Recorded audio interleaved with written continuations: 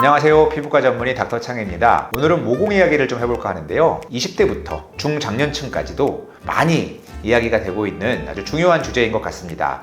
그만큼 치료가 좀 어렵기도 해서 더 그런 것도 같고요. 그리고 피부가 좋으려면 모공이 눈에 잘 안 띄어야 되기 때문에 더욱 많은 분들이 관심을 가지고 있습니다. 그럼 모공이 넓어 보이는 이유가 뭘까요? 우선 모공을 통해 나오는 피지와 관련이 많습니다. 모공 안에는요, 피지도 차 있고 각질도 차 있고 여러 가지 노폐물, 먼지와 같은 오염 물질들도 차 있습니다. 그래서 이러한 것들이 많아질수록 모공이 넓어 보이게 되는 원인이 됩니다. 특히 피지 분비가 많은 분들, 여드름이 나거나 지성 피부, 피지가 나오는 통로가 모공이기 때문에 피지 분비가 많은 분들은 그 통로가 넓어질 수밖에 없겠죠. 게다가 피지를 만들어내는 피지선, 피지샘이라고도 하는데요. 그 피지샘이 모공의 옆에 붙어 있습니다. 피지 분비가 왕성한 분들은 이 피지샘의 크기가 굉장히 커져 있어요. 그렇기 때문에 피부가 울퉁불퉁 보이게 되는 거죠. 이 피지선의 크기만 작아져도 피부가 좀 매끈해 보이는 작용을 하게 됩니다. 따라서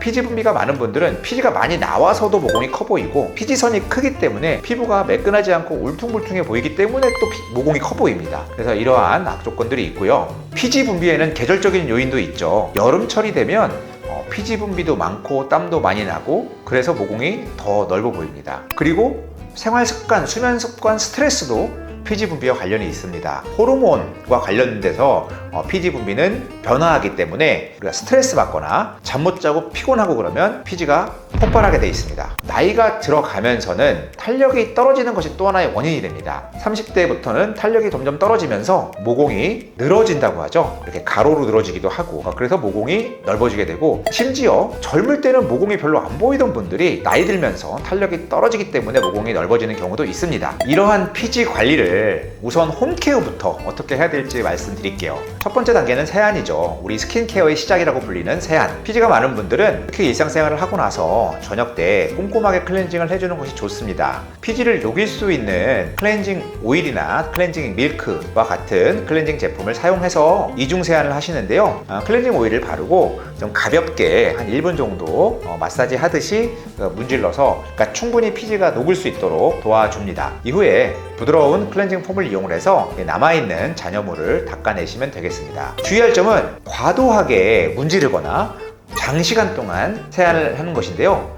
특히 피부가 민감한 분들은 이렇게 장시간 자극을 주게 되면 오히려 더 안 좋은 결과를 있을 수 있기 때문에 우선 약하게 먼저 해보고 차츰 늘려가시는 것을 권해드립니다. 두 번째로는 각질 제거제를 사용을 하는데요. 필링제라고도 하죠. 이것은 매일 하는 것은 아닙니다. 주 1회 정도로 시작을 해보시고 괜찮으면 한 주 2회까지 늘려보시는 것을 권하고요. 여러분들 흔히 알고 계시는 아하, 글리콜산이나 락틱산 같은 아하 제품을 이용하거나, 여드름 나거나 하는 분들은 피지에 좀 효과가 있는 바하 제품을 쓰셔도 되겠습니다. 이러한 각질 제거제를 사용을 해주시고요. 세 번째 단계는 보습입니다. 피지가 많고 지성인 분들은 보습에 소홀한 경우가 좀 있을 수 있는데요. 피부가 너무 건조하게 되면 거꾸로 피부는 보호하기 위해서 피지를 더 많이 분비해내는 경향이 있습니다. 따라서 수분 공급이나 보습을 충분히 해주셔야 되는데, 지성 피부고 유분감이 많은 것이 필요 없는 분들은 수분 공급 위주로 히알루론산 성분이나 이러한 화장품 성분들을 이용해서 수분 제품을 써주시는 것을 권해드리고, 이러한 수분 제품만으로는 피부가 당기는 분들은 꼭 크림을 통해서 보습막을 형성해 주시기 바랍니다. 다음 단계는 탄력 유지를 위해서 안티에이징 성분을 좀 사용하시는 것이 좋은데요. 흔히 많이 알려져 있는 레티놀 성분, 이것은 피지에도 도움이 되는 성분이고 노화 방지, 탄력에도 도움이 되는 성분이죠. 최근에는 다양한 항노화 성분들이 있죠. 미백과 콜라겐 생성에 도움이 되는 비타민 C 제품도 있고요. 펩타이드라든지 엑소좀이라든지 다양한 최신 항노화, 탄력 유지 성분들이 있는 화장품을 사용해서 노화 방지에 신경을 써주시면 더욱 좋겠습니다. 이 정도로는 부족하다, 좀 더 적극적으로 관리를 하고 싶다 라고 하는 분들은 피부과의 문을 두들겨야 되는데요. 우선 약물 치료부터 생각을 해볼 수가 있습니다. 바르는 약 여러분들 많이 하시죠. 여드름 약으로 쓰였던 과거의 스티바 A, 최근에는 아크리프까지, 아까 말씀드린 레티놀 성분과 같은 계열의 비타민 A 계통의 약물을 매일매일 바르는 것으로 피지를 줄이고 노화를 방지할 수 있겠습니다.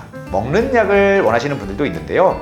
개인적으로는 단순히 모공 관리를 위해서 먹는 약까지 추천드리지는 않습니다. 하지만 참고삼아 알려드리면 여드름약으로 먹는 이소트레티노인 제제, 피지 조절제라고 흔히 하죠. 먹으면 확실히 피지가 줄고 모공도 효과를 볼 수는 있습니다. 그리고 우리나라에서는 그렇게 많이 사용을 하지 않지만 여성 호르몬제를 복용함으로써도 피지 분비를 많이 줄여준다는 그런 논문들이 있습니다.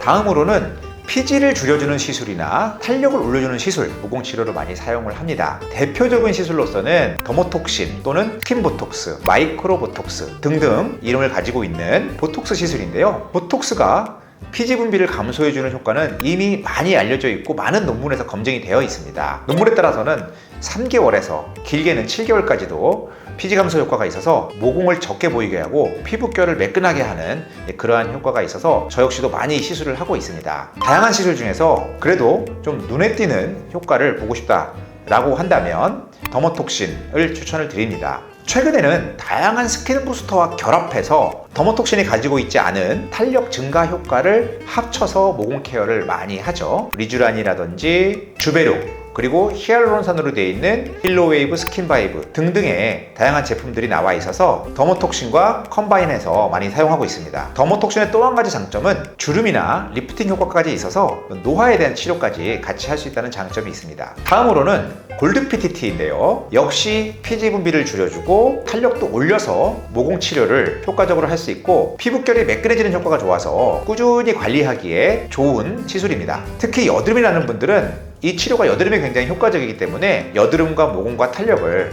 한 번에 치료할 수 있는 장점이 있습니다. 다음으로는 탄력을 올리고 콜라겐 생성을 하는 다양한 레이저 장비들입니다. 레이저를 이용하기도 하고 고주파를 이용하기도 하고 여기에는 다양한 장비들이 속해 있기 때문에 여러 영상들을 참고해 주시면 될 것 같아서 세세한 기기들의 이름은 생략하도록 하겠습니다. 어찌 보면 피부과에서 하는 거의 대부분의 치료가 들어간 것 같기도 하는데요.